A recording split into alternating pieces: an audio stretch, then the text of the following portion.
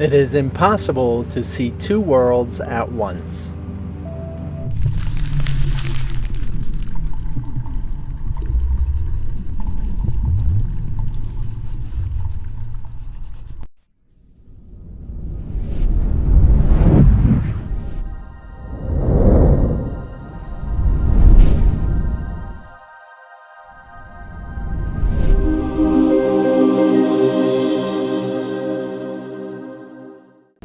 This is a clear distinction in the sense of what I often talk about, especially more towards the beginning, but in the sense of the distorted reality.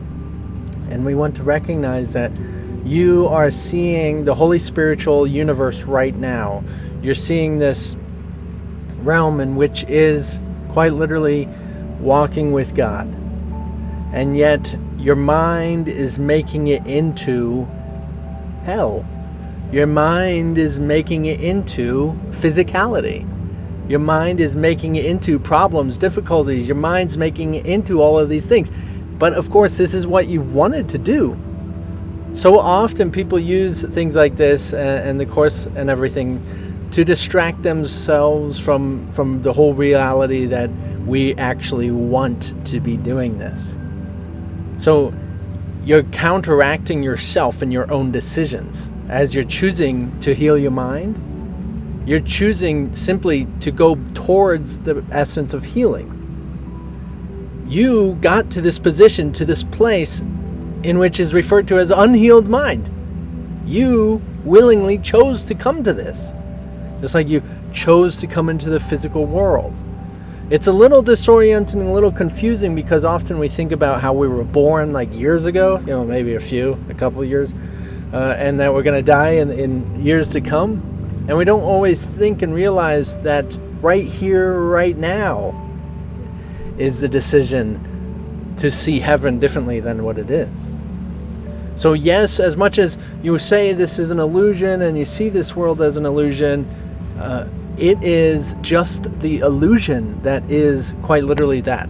The illusion is the thing that doesn't exist. But the reality is here. Heaven is here. This is what heaven is. So you can't see heaven being this other world because you're busy seeing it as this and the people as this. You're seeing, say, God as this. This is what you're seeing every day. Okay? So it doesn't fall far from the tree, if that's a way of saying it.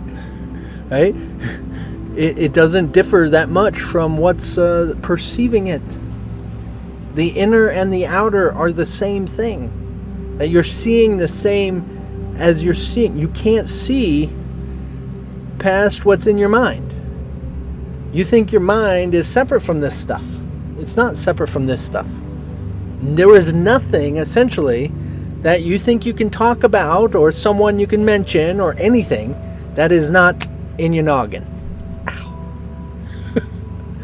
There's nothing that you can mention out here that is not in here. I'm literally everything. Everyone. Now, of course, it's a little bit confusing to say, oh, in here, because then I'm referring to my own insanity, my own crazy mind. I'm just a crazy person. But it's a far more expansive mind, the big mind of what is developing worlds, universes. So this same mind of Christ is what has written this book and is guiding itself through you back to itself. So it's like a natural fail-safe to bring you back to getting. If I know I'm going to go get lost in worlds, I'm going to go get crazy experiences of being separate and confused and not know anything, not trust anything, I'm going to have a way back. I'm going to give myself a loophole. I'm going to give myself some sort of hint, right? So this spiritual universe is always guiding us naturally to where, and it mentions in the last lesson or where the mind feels naturally at home.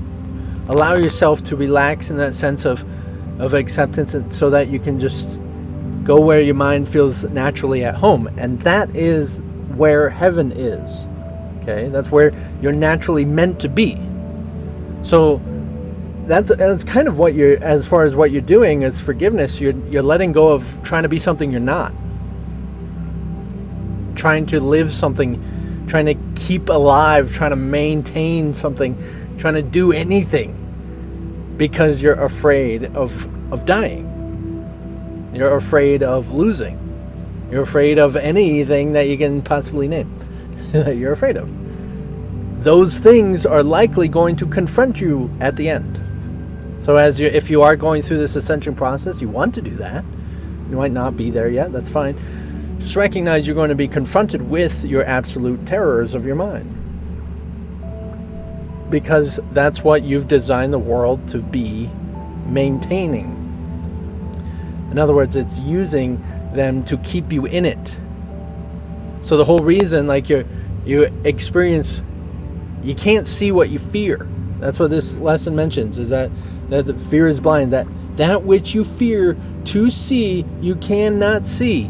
Now this is why a lot of people see even beautiful, radiant entities, angels they would call them, and actually see them as demonic shadows. Yeah.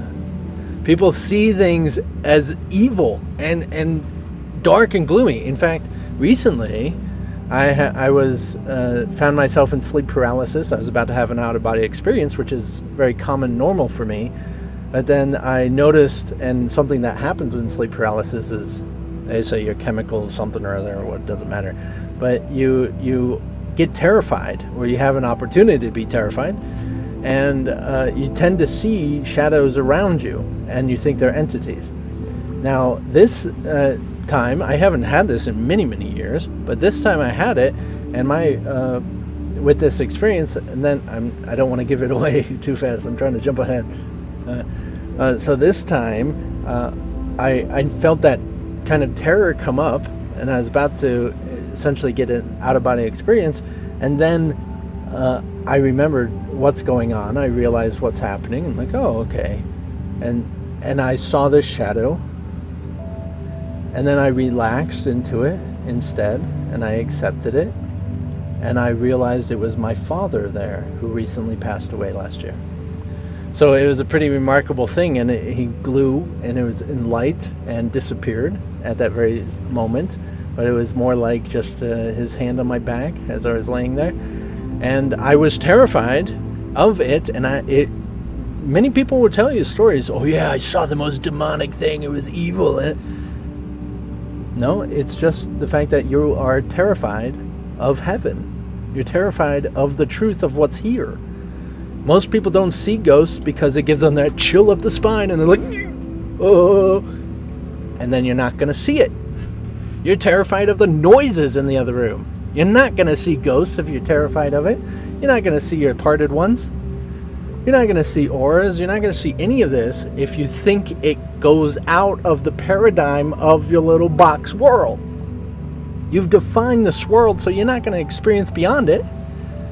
And so in that same whole sense, you can't experience a world of love, a world of peace, a world of harmony, if you're in the same way of having fear, having trust issues, having problems with authority, having all of these issues that you think are out here. You can't see the world, that the real heaven that is here. You can't see the world, the real heaven that's here, because you see the world that's in here. You're seeing the world that's in here. And so that's what this whole course is about, and that's what essentially what forgiveness has always been about, not just pardoning someone's sins, right? The letting it go completely so that you can see reality, so that you can experience the truth. You have condemned your brother with a sin. You have condemned them with a judgment, and you have condemned them with a body. All these same things have you also condemned your family, your loved ones, and yourself with.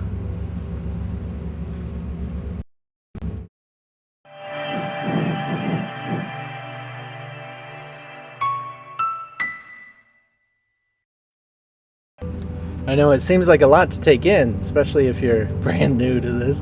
But as serious as that is, it is only through that 100% responsibility can you actually change and save this world.